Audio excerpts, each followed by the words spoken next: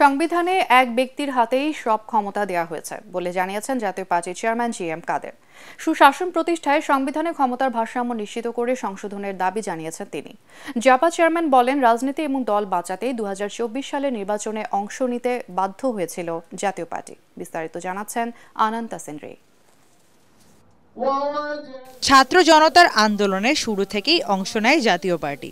আন্দোলনে অংশ নেওয়ায় জাতীয় পার্টির নেতা কর্মীদের বিরুদ্ধে পরবর্তী সময়ে মামলা দেওয়া হয়েছে। আন্দোলনে নিহতদের বীর সেনা হিসেবে উল্লেখ করেন জাতীয় পার্টি চেয়ারম্যান।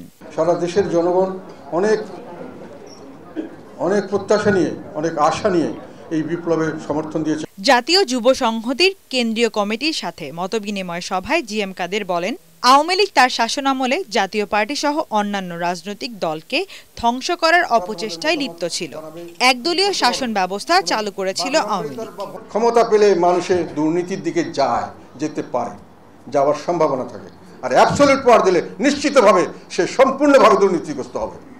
আমরা সম্পূর্ণভাবে দুর্নীতিগ্রস্ত করে আমরা একটা সংবিধান তৈরি করেছি এবং সেই সংবিধানকে আরও ক্ষমতা বাড়ানোর জন্য বারংবার পরিবর্তন করেছি।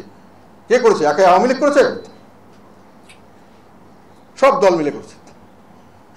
সেই ক্ষমতা দিয়ে যে সংবিধান আপনি আজকের সুষ্ঠু নির্বাচন দিয়ে যাকেই বসাবেন সে দানব হতে বাধ্য।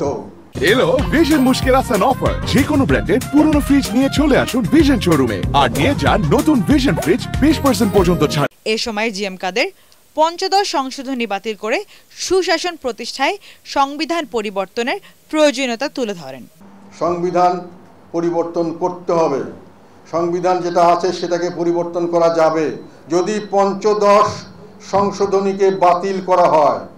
পঞ্চদশ সংশোধনীতে এমন অনেক জিনিস আছে যেটা সংবিধানের 1/3 কোনো সময় পরিবর্তন করা যাবে না। এই কথাটি কোনো যুক্তিসঙ্গত কথা নয়, কাজেই এটার বিরুদ্ধে রিট হতে পারে। শেখ হাসিনা সরকারের দুঃশাসনের বিরুদ্ধে রাজপথ ও সংসদে সবসময় সোচ্চার ছিল জাতীয় পার্টি। আনন্দ তাসিন রি, এটিএন বাংলা, ঢাকা।